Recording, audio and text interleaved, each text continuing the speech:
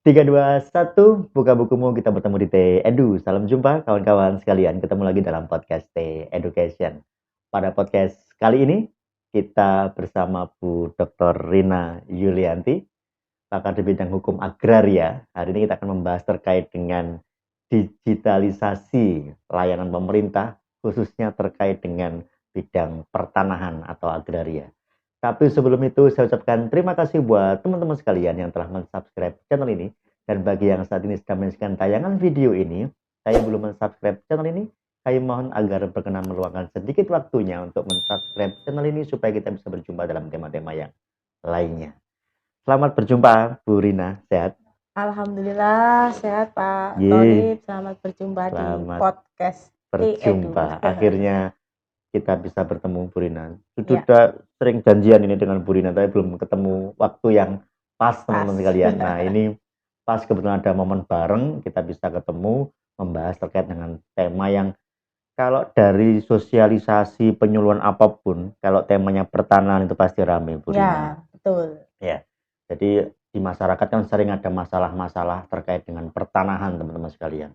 Nah ini pemerintah melalui apa, Dinas Pertanahan apa istilahnya apa namanya sekarang? BPN, BPN, ATR BPN. ATR BPN sudah membuat berbagai macam kebijakan, salah satunya yaitu e-government atau apa namanya? Ini ya, Digitalisasi ya, digitalisasi pelayanan. digitalisasi. Nah, itu sekarang gimana Bu Rina kalau kalau terkait dengan layanan yang diberikan oleh BPN itu terkait dengan digitalisasi itu kira-kira Ya, gimana sekarang? ya, ya. Mungkin kalau kita bicara masalah pertanahan sampai hari ini pun masih banyak problem di sana ya Oke. Pak Tolib. Ya, terutama dalam konteks penyediaan data itu yang masih ini apa? Masih perlu PR banyak untuk perbaikan-perbaikan terutama di tingkat pemerintahan desa. Oke. Karena di pemerintahan desa itu merupakan basis data awal ya sebagai petunjuk dalam rangka tertib administrasi pertanahan. Nah, seiring perkembangan zaman karena sampai hari ini pun data yang digunakan dalam proses pendaftaran tanah yang outputnya adalah sertifikat itu masih menggunakan data yang warisannya kolonial. Oke. Nah, Ledger buku-buku nah itu. buku-buku Iya, iya. yang kalau kita amati saat ini, ketika buku itu kan tidak sefleksibel ketika kita ngomong data yang sifatnya digital kan begitu, sehingga perlu transformasi terutama terkait penyediaan data.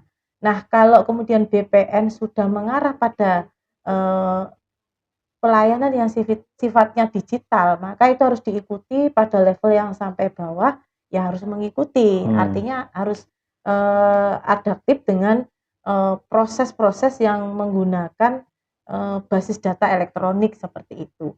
Nah,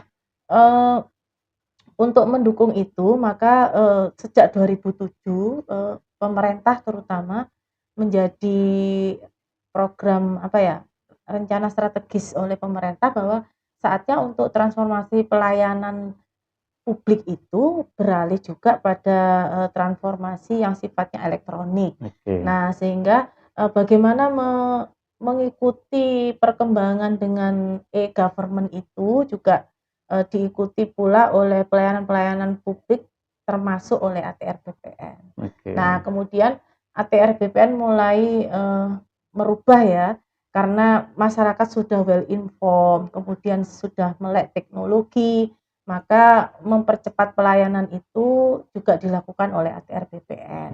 Nah, salah satunya juga melalui pendaftaran tanah atau pelayanan-pelayanan yang tidak harus onsite datang ke kantor tanah hanya untuk memastikan Ngecek.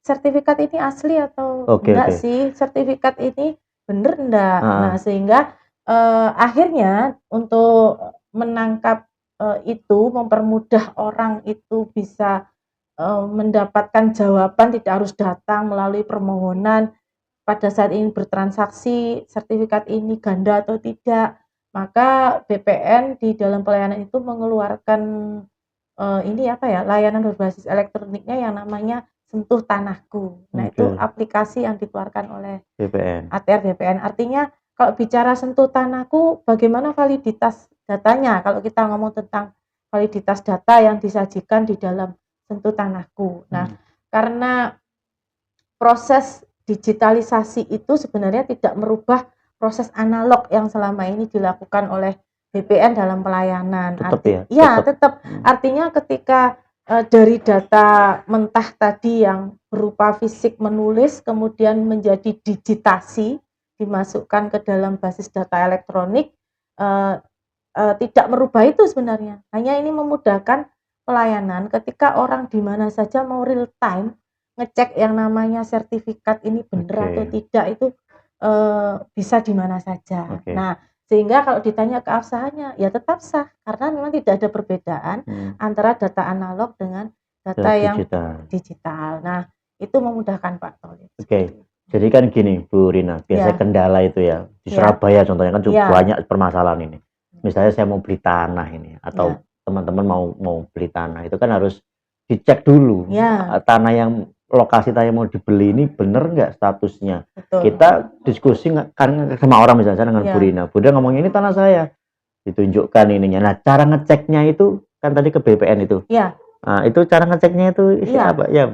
Kalau dulu itu kan kita harus datang bawa sertifikat asli, kemudian ditunjukkan benar atau tidak sertifikat saya atau calon pembeli juga diajak ke sana. Ini merupakan objek tanah yang bermasalah atau tidak. Nah, sekarang sudah lebih mudah karena sifatnya real time dengan sentuh tanahku tadi.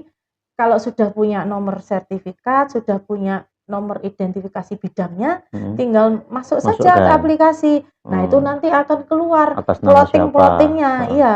Jadi ketika orang mau beli tanah, disodorkan data yang lain, di situ sudah terplotting milik orang lain, artinya yang diakui oleh ATR BPN yang mana yang tersedia di sentuh tanahku untuk sementara itu.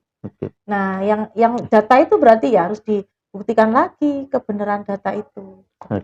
Kalau seandainya ini Bu Rina ada perbedaan data antara yang di ATR BPN yang kita cek secara online tadi itu dengan yang disodorkan sama yang calon penjual tadi itu. Itu terus gimana caranya? Katanya disampaikan tadi yang bener ini yang di BPN, tapi yang punya klaim ini juga bener. Nah, terus apa? Ya, jadi hukum tanah kita itu mengikuti prinsip atau asasnya publikasi negatif unsurnya positif saat ini ya. Artinya ketika meskipun di BPN sudah dikeluarkan sertifikatnya, tetapi kalau ada orang lain yang bisa membuktikan cara perolehannya dengan yang benar, maka kita harus juga mengakui bahwa itu bisa digunakan untuk menggugat. Nah itu nanti pada pembuktiannya seperti apa? Apakah memang sertifikat ini sudah diperoleh dengan cara-cara yang benar prosesnya, ataukah memang ada hal-hal yang kemudian menunjukkan bahwa di situ misalkan ada manipulasi, ada apa lagi ya? Ada yang palsu dan sebagainya. Masih bisa ada kemungkinan kalau hukum tanah kita masih publikasinya negatif, unsurnya positif. Jadi misalnya saya megang sertifikat ini, kemudian mau saya jual. Nah, untuk ngeceknya saya cek di BPN misalnya, saya sebagai penjual. Ternyata terdaftarnya pakai nama orang lain misalnya. Nah, ini saya bisa mengajukan apa ya, gugatan atau gimana? Yang digugat siapa pun, BPN-nya atau?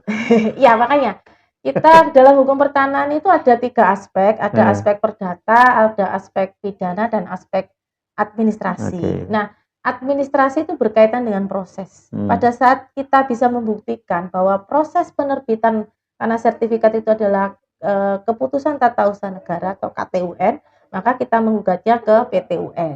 Kalau kita ketahui bahwa dalam proses itu ada proses yang cacat prosedurnya. Nah, selain cacat prosedur, maka itu pasti unsurnya kalau tidak pidana ya perdata. Nah, kalau pidana berarti mungkin ada pemalsuan, ada penyerobotan. Nah, kalau perdatanya pasti yang jelas terjadi perselisihan hak di situ. Nah, itu yang harus dibuktikan siapa sebenarnya yang paling berhak. Sama-sama mengklaim punya sertifikat gitu ya? Ya, kalau sama-sama punya sertifikat sudah ada surat edaran dari Mahkamah Agung, SEMA ya, Perma di situ bahwa sertifikat yang lama itu yang harus diakui kebenarannya. Oh, yang lama justru ya? Justru yang lama. beda dengan prinsip hukum secara umum ya, yang Iya. baru mengesampingkan yang lama ya. Tapi untuk Enggak, iya. agraria justru yang Ya, untuk perselisihan hak Iya, ada peraturan dari Mahkamah Agung, mhm, perma yang kemudian itu dijadikan pedoman bahwa atau aturan ya, maaf, mhm, perma karena perma untuk sertifikat yang ganda seperti itu maka yang terbit lebih dulu yang oke. di diberikan perlindungannya. Oke. Nah, biasanya ini kan kalau di kota-kota ya, Bu Rina, yang Ya, artinya, potensi untuk, adanya penyerobotan tanah, ya, kemudian sertifikat ganda, ya, Surabaya kan banyak kasusnya ini. Nah, itu memungkinkan. Nah, kalau misalnya di daerah, Bu Rina, di, wilayah yang agak pelosok gitu, mekanisme seperti ini memang apa, secara umum ataukah ataukah di daerah ini ada mekanisme sendiri untuk ininya? iya. Jadi memang ketika berbicara problem kalau dengan layanan yang digitalisasi tadi Pak Tholib itu sebenarnya sudah sangat membantu ya Hmm, untuk meminimalisir yang namanya sertifikat ganda. Karena di aplikasi Sentuh Tanahku ketika kita mau transaksi dan sudah ada plotting objek itu atas nama orang lain, maka sudah nggak bisa mendaftar Pak Tholib. iya. Itu saringan atau filter Oke, oke, pertama. oke. Nah, itu sudah jadi apa ya, filter pertama ya bahwa, "Loh, kok sudah ada Hmm, sertifikatnya?" Maka baru kita akan melacak itu, apakah benar memang sertifikat ini diperoleh dengan cara yang benar juga, benar, yang sesuai. Artinya, ketika seperti itu mana yang harus dilindungi, ya di dalam, peraturan Mahkamah Agung kalau itu sampai menjadi suatu perkara, mhm, maka harus ditunjukkan bahwa pembeli itu adalah pembeli yang beritikat baik, mmm, sehingga dia juga dilindungi dilindungi. oleh negara atau di dalam aturannya. Nah, kalau yang sementara menjadi problem itu, apakah memang di daerah itu bisa mengikuti transformasi pelayanan Iya, digital itu. ini? Nah, Iya. itu masalahnya. Nah itu yang menjadi, PR yang besar ya Pak Mmm, Tholib, karena tidak semua masyarakat itu melek dengan teknologi, betul. tidak tahu bahwa ada mekanisme yang sudah berubah dari yang analog menjadi digital. Nah, artinya, pelayanan-pelayanan seperti ini bahkan output sertifikat untuk saat ini kan ada yang namanya elektronik sertifikat ya, Mhm. yang bisa orang itu yang sudah punya yang analog, kemudian ingin merubah menjadi yang e-sertifikat juga dimungkinkan. Oh, Artinya ketika proses ini tidak sampai tersosialisasikan di desa dan tidak ada upaya pemerintah untuk apa ya, menggalakkan lebih lagi untuk mengenal yang namanya e-sertifikat. e-sertifikat, pelayanan digitalisasi Mhm. seperti itu ya memang Percuma itu yang ya. harus Oke. dilakukan terutama pemerintah desa Pak Tholib. Mhm. Karena data awal orang mendaftar itu kan Di dari desa. desa, Mhm. sedangkan desa dalam ketersediaan data itu sangat minim, bahkan banyak yang sudah hilang. Mhm. Sehingga, harus ada inovasi-inovasi dalam rangka melakukan, perbaikan-perbaikan data dan itu bisa dengan cara-cara kalau memang pemerintah desa itu ada goodwill begitu itikat yang baik untuk mendata lagi bidang-bidang tanah itu, mereka bisa melakukan yang namanya, pemetaan partisipatif, Pak Tony. Jadi Ah, inisiasi dari desa dalam desa. rangka tata tertib Oke. pertanahannya. Ditata ulang atau oleh Ya, warganya dengan ini. dengan dengan model yang digitasi Mhm. menuju ke digitalisasi tadi Mhm. itu bisa sangat dimungkinkan bisa nge-link dengan ATR BPN.